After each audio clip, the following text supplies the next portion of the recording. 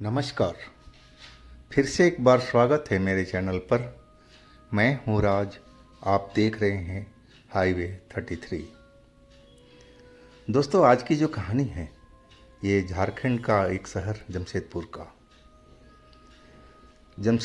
का ये जो घटना है अशोक जी ने भेजी है।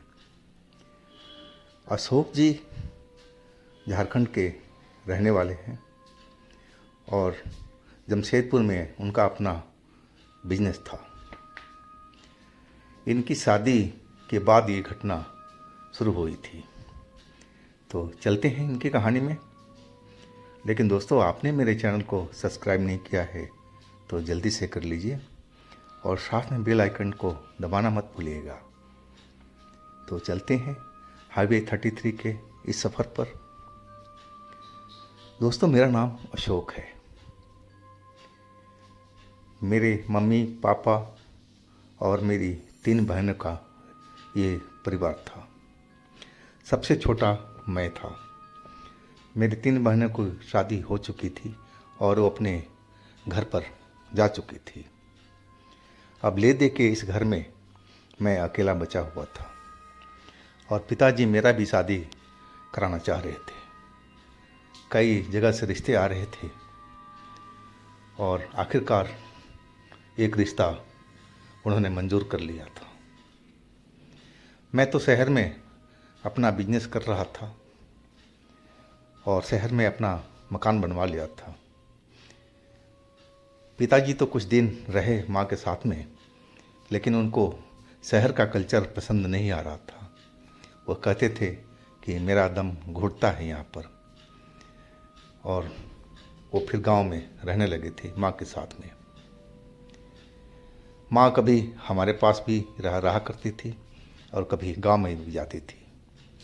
दोनों जगह पर वो आती जाती रहती थी। और वास्तव में माँ चाह रही थी कि जल्दी से जल्दी शादी हो जाए, कि बहू आ जाए तो अपना घर को संभाल ले। और वही हुआ। रिश्ता तो तय हो चुका था और मेरी शादी हुई। पिताजी चाहते थे कि मेरी शादी, सब कुछ का जो कार्यक्रम हो वो गांव में हो, लेकिन मैं नहीं चाहता था कि गांव में मेरी शादी हो। मैं चाहता था कि इस घर में, जो नया घर था मेरा शहर का, यहाँ पर हो। आखिरकार पिताजी मान गए थे। गांव के सारे लोग मेरी शादी में आए थे शहर वाले घर पर। बहुत अच्छा लगा था। और मेरी पत्नी अब आ चुकी थी घर पर। पत्नी मेरी बहुत सुंदर थी, पढ़ी लिखी थी और धर्म संस्कार को मानने वाली थी। पूजा पाठ में उसका ध्यान रहता था। वो शाम के टाइम में दिया बाती घर में जरूर करती थी। भगवान को मैं देखता था और ऐसे ही हमारा घर परिवार चल रहा था। शादी के करीब 15 दिन बीत चुके थे। अब माँ बोली कि बेटा चलो, शादी ब्याह तो तुम्हारा अब हो चुका है, बहू भी आ चुकी है हमारी, तो अब एक काम करो, बहू को लेकर के गांव चलो, कि गांव के देवी देवता को भी पूजा करना होता है और उसमें तुम दोनों का रहना जरूरी है। लेकिन मैं अपने काम में बिल्कुल व्यस्त हो चुका था। शादी में खर्चे भी अनाप शनाप हुए थे और वो मैं खर्चा को कवर करना चाह रहा था। और मैं माँ को मना भी नहीं किया और मैं टाल दिया कि चलो वहाँ कुछ दिन के बाद हम चलेंगे, पूजा तो कर ही लेंगे हम लोग। और ये टालते टालते करीब 1 महीना निकल चुका था। माँ आप जा कर के गाँव में रहने लगी थी पिताजी के साथ में ही। वो कभी हमारे पास में आ जाती थी, कभी वहीं पर उसका आना जाना लगा रहता था। लेकिन मैं चाहता था कि माँ इस घर में रहे, शहर वाले घर में। लेकिन मैं अपने काम में व्यस्त हो जाता था तो घर का सूद तो मैं ले नहीं पाता था और मेरी पत्नी अकेली ही रहती थी। लेकिन माँ इधर भी रहना चाहती थी और पिताजी के साथ भी रहना चाहती, उनको भी देखना चाहती थी। वो अपनी जगह पर तो बिल्कुल जायज़ थी। फिर हमने सोचा चलो कोई बात नहीं, मम्मी को कभी इधर रहेगी कभी उधर रहेगी, कोई उसमें फ़र्क नहीं पड़ता है। और चलो हम लोग पूजा कर ही आते हैं। मैं अपने मन में सोचा, मेरी पत्नी भी बहुत बोल रही थी कि देखो, धर्म के मामले में, संस्कार के मामले में मना नहीं करना चाहिए। जब वो गांव का रीत है कि वहाँ देवी देवताओं को, कुल देवता को, ग्राम देवता को पूजा किया जाता है तो जाना जरूरी है। लेकिन मैं उसकी बात को भी बहुत दिन से टाला था, लेकिन मैं अब तैयार हो चुका था। और मैं उसी रोड पर, पहले मैं अपने एक मित्र के पास में जाना चाहता था। मित्र ने भी मुझे निमंत्रण दिया था कि अपनी पत्नी के लेकर कभी आना, और मैं सोचा कि एक ही ड्राइव में दोनों काम हो जाए। तो मैं पहले अपने मित्र के पास पहुंचना चाहता था, और वही किया कि हम दोपहर के बाद में निकले थे। वैसे तो हमारा गांव का जो सफ़र था 3 घंटे का ही था, ड्राइव कार से, और हम अपना कार से ही निकल पड़े थे। पहले हम अपने मित्र के यहाँ पर गए थे, और वहाँ चाय नाश्ता वगैरह होते, बातचीत होते हुए शाम को करीब 8 बज चुका था। अब मेरे मित्र कह रहे थे कि नहीं, आज नहीं जाना है, आज आप लोग यहीं पर रुको। मेरे अहोभाग्य कि आप लोग यहाँ पर पधारे हो, नहीं तो कहाँ ऐसा मौका मिलता है।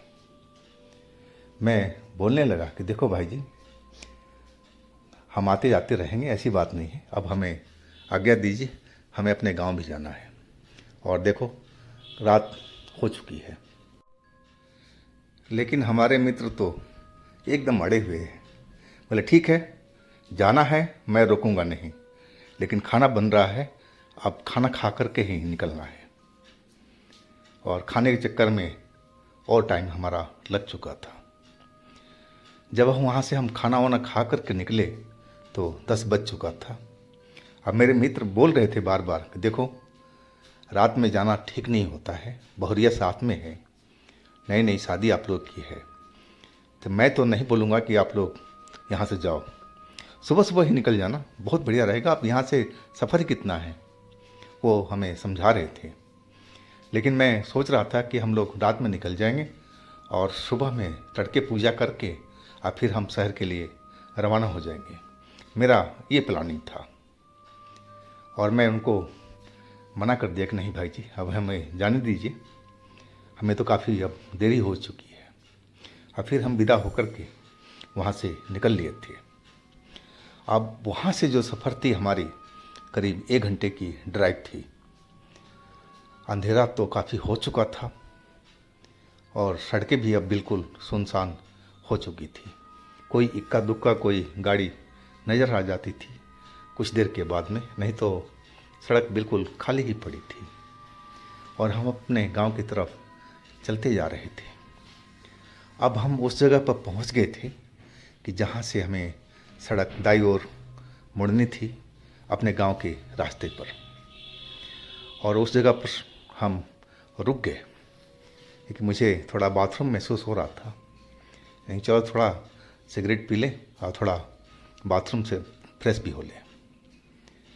और मैं अपना सिगरेट सुलगा करके घूमने लगा था रोड पर पीते हुए, और मैं पत्नी को तरफ देख रहा था। पत्नी ऊँग रही थी, शायद उसको नींद आ रहा था। लेकिन मैं कार से दूर नहीं था, पास में ही था, ज़्यादा दूरी पर नहीं था। अब मैं सिगरेट ख़त्म किया और बाथरूम से फ्रेश होकर के और फिर मैं अपने कार की तरफ बढ़ा। और तभी मुझे लगा कि कार के पास में कोई चीज़ है। काली काली सी परछाई मुझे वहाँ पर कार के पास में दिखाई पड़ी। वो परछाई थोड़ी लंबी सी नज़र आ रही थी, और अगले पल वो परछाई मुझे दिखाई नहीं पड़ी। तो मैं समझा कि शायद ये मेरा मन का भ्रम है और कुछ नहीं है, और मैं अपनी गाड़ी की तरफ बढ़ चुका था। ड्राइविंग सीट पर आकर के मैं बैठ गया। मैं अपनी पत्नी की तरफ देखा तो वो नींद में जा चुकी थी। मैं बोला भी, क्या सो गई हो क्या? और वो नींद में बोली कि हाँ हाँ बस सो रही हूँ। चलो अब, नींद में ही वो बोल रही थी। और जैसे मैं गाड़ी को स्टार्ट करने लगा तो गाड़ी तो मेरी स्टार्ट ही नहीं हो रही थी। अच्छी भली गाड़ी हमने ला करके खड़ा किया था और अचानक मेरी गाड़ी स्टार्ट नहीं हो रही थी। मैं बार बार सेल्फ चालू कर रहा था लेकिन गाड़ी स्टार्ट होने की नाम ही नहीं ले रही थी। मैं एकदम परेशान हो चुका था कि अब मैं करूं तो क्या करूं। और मैं फिर बोनट खोला और गाड़ी को चेक करने लगा, इंजन को। गाड़ी तो ऐसे हमारी ज़्यादा पुरानी नहीं थी, ज़्यादा पुरानी भी नहीं थी, बस मुश्किल से 5-6 महीने से ज़्यादा पुरानी होगी। और इसमें क्या हो गया समझ में नहीं आ रहा था। गाड़ी का इंजन का मुझे कोई ज़्यादा नॉलेज नहीं था। मैं बस खामखा बोनट खोल करके इधर उधर हाथ मार रहा था कि कोई भी तुक्का लग जाए और मेरी गाड़ी स्टार्ट हो जाए। और जैसे ही मैं इंजन की तरफ झुका हुआ देख रहा था और तभी मेरी पत्नी ज़ोर से चिल्लाई थी। मैं जल्दी से पत्नी की तरफ भागा जिधर बैठी हुई थी अगली सीट पर, और मैं वहाँ जा कर के देखता हूँ कि पिछली सीट पर एक काला सा आदमी, बड़े भयानक शक्ल वाला, और दिखाई पड़ रहा था बैठा, और वो अपनी हाथ मेरी पत्नी के सर पर रखा हुआ था। शायद अपनी तरफ वो खींचने का कोशिश कर रहा था मेरी पत्नी को। वो सब देख करके तो मैं एकदम डर गया था कि ये है क्या चीज़, अब मेरी गाड़ी में कैसे आ गया, कौन है ये। अब तब भी मुझे ध्यान आ गया कि जो मैंने काली परछाई देखी थी शायद ये वही चीज़ था, शायद ये कोई भूत प्रेत है। मैं अंदर से तो बहुत डर चुका था। अब पत्नी तो मेरी चीखे जा रही थी ज़ोर ज़ोर से। अब मुझे अब समझते देर नहीं लगी थी कि ये गाड़ी जो स्टार्ट नहीं हो रही है, सबसे बड़ा इसी का हाथ है। शायद इसी ने मेरी गाड़ी को ख़राब किया है। अब पत्नी मेरी चिल्लाई जा रही थी। अब इतना सब देख कर के मैं कैसे रुक सकता था। और मैं पत्नी वाला जो दरवाज़ा था उसको खोल दिया, और खोल करके पत्नी के बाँह पकड़ करके मैं बाहर की तरफ खींच लिया था। पत्नी एकदम सूखे पत्ते की तरह काँप रही थी, डरी हुई। वो जो काला आदमी था वो अभी भी कार के अंदर था और अपनी लाल लाल आँखों से हमारी तरफ देखे जा रहा था। अब पत्नी मेरे पास में खड़ी थी। सबसे ज़्यादा तो वही डरी हुई थी, डरा तो मैं भी था, लेकिन बदन उसके बिल्कुल थर-थर काँप रहे थे डर के मारे, और वो रोई भी जा रही थी। ये देखो ना क्या है, ये मेरे सर पर हाथ रखा था, मुझे चुटिया पकड़ के पीछे खींच रहा था पिछली सीट पर। वो ऐसी बात बोल रही थी। अब मैं करूं तो क्या करूं। अकेले होता तो मैं कुछ कर भी पाता था, भाग भी सकता था, लेकिन मेरी पत्नी तो मेरे साथ में थी। अब तो मैं भाग भी नहीं सकता था, पत्नी इतना तेज़ दौड़ भी नहीं पाएगी। मैं यही सब अपने मन में सोच रहा था। और वो जो काला आदमी था वो अभी भी अंदर पिछली सीट पर बैठा हुआ अभी भी घूर रहा था। उसकी जो आंखें थी अंगारों की तरह चमक रही थी। मैं उसके तरफ देखना नहीं चाहता था, उसकी इतना चेहरा भयानक मुझे लग रहा था। और पता नहीं क्या वो मेरी पत्नी से चाह रहा था।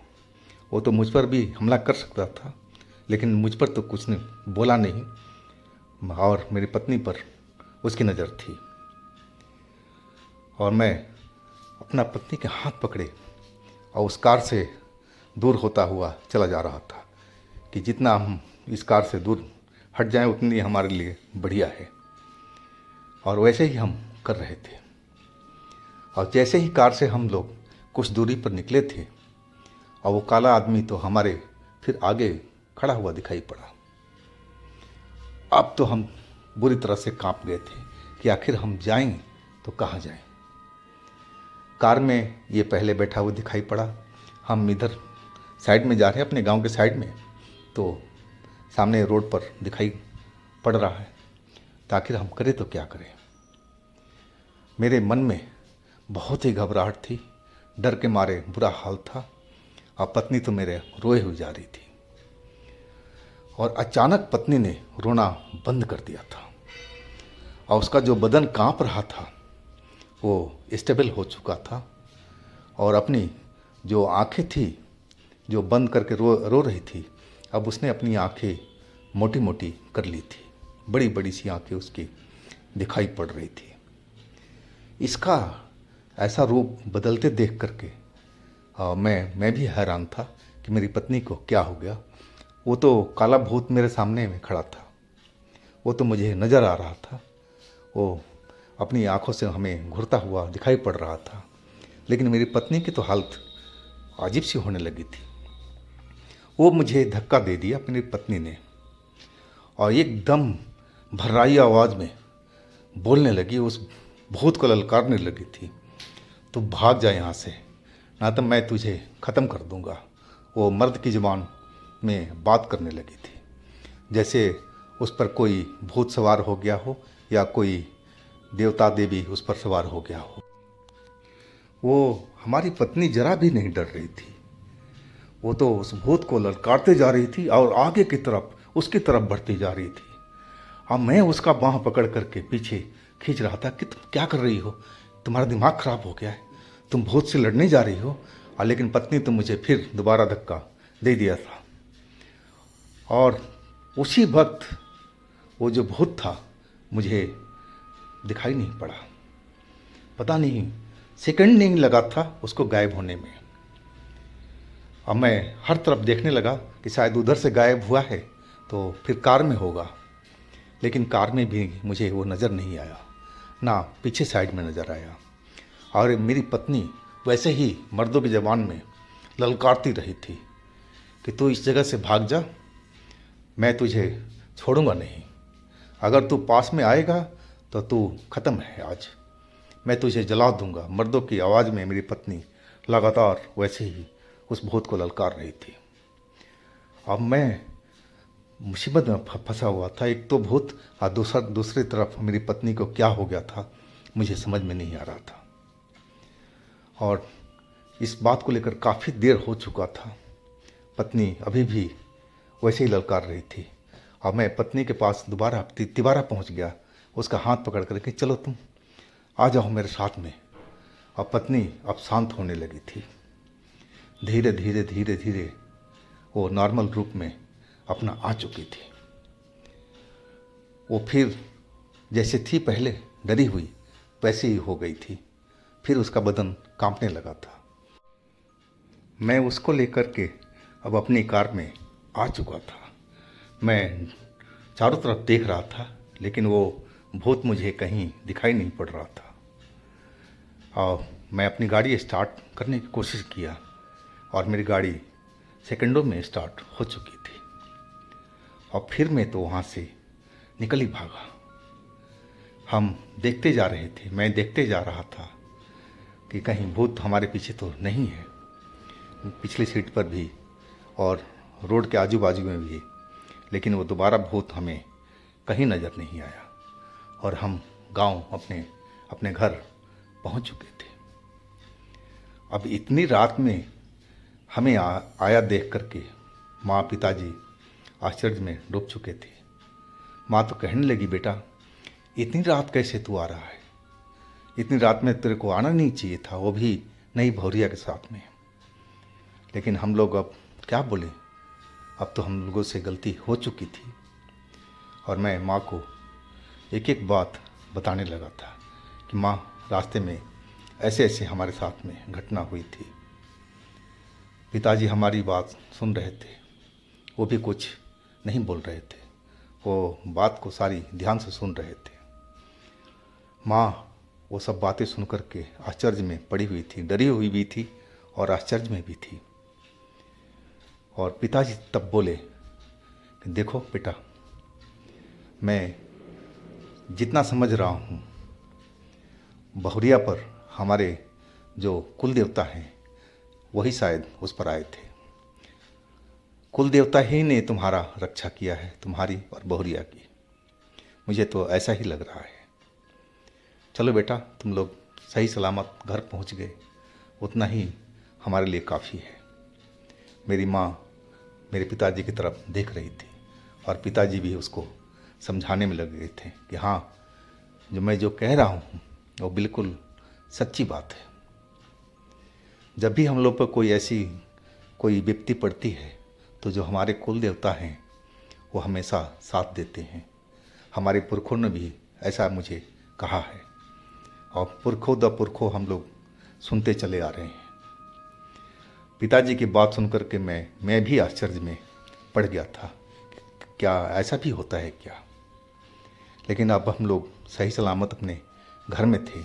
हाँ, इस घटना से उबरने में मेरी पत्नी को तो बहुत टाइम लगा था। अब मैं भी बहुत डरा हुआ था, लेकिन अगले दिन हमने अपने ग्राम देवता कुल देवता को विधिवत पूजा किया था और इसके बाद हम लोग शहर लौट गए थे माँ के साथ में। पिताजी को लेके चल रहे थे, लेकिन पिताजी कहे कि नहीं, मैं गांव में ही ठीक हूँ। तो इसके बाद हम लोग के साथ में ऐसी कोई घटना नहीं घटी थी। तो दोस्तों, ये थी आज की कहानी। अगर आपके पास भी इस तरह की कोई अपनी स्टोरी है तो आप मुझे इंस्टाग्राम पर या मेरे व्हाट्सएप नंबर पर शेयर कर सकते हैं और मेरे दूसरे चैनल पर भी विजिट कीजिए। उनमें भी अच्छी अच्छी कहानियाँ हमने डाली हुई है जो बेहद आपको पसंद आएगी। और मेरे इस चैनल को भी सब्सक्राइब कीजिए, लाइक कीजिए, शेयर कीजिए। फिर हम मिलते हैं अगले दिन एक नई घटना में। आप लोग अपना बहुत ही ख्याल रखिएगा। नमस्कार।